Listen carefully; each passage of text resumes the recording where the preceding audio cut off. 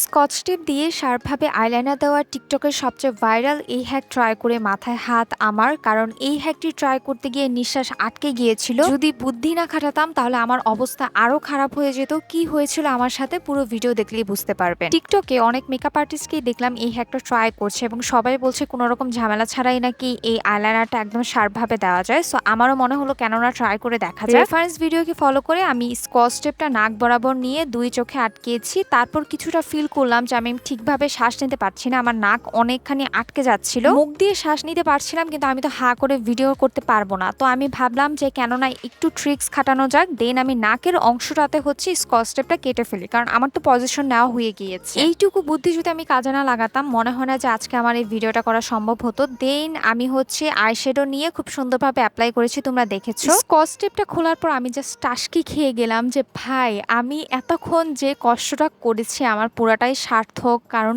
কি সুন্দরভাবে আইলাইনারটা অ্যাপ্লাই হয়েছে। আমার মনে হয় না যে এত কম সময়ে এত ইজিলি শার্প আইলাইনার দেওয়া সম্ভব। মানে জাস্ট আমার দুই চোখে একটু ভালোভাবে দেখো কি পরিমাণে শার্প, কি পরিমাণে সুন্দর লাগছে। আর এই আইলাইনারটা দিতে কোনো আইলাইনারের প্রয়োজন হয়নি, আমি জাস্ট স্কচ টেপটা বসিয়ে এটার উপরে ব্ল্যাক আইশ্যাডো দিয়েছি। আমি বলবো এটা বেস্ট আইলাইনার হ্যাক। তোমরা যদি এটা না ট্রাই করো পুরোই পস্তাবে। যারা একদমই আইলাইনার অ্যাপ্লাই করতে পারো না, এটা একদম পানির মতো সোজা আইলাইনার ট্রিক। নতুন ভিডিও পেতে আমার পেজটি ফলো করবে। টাটা।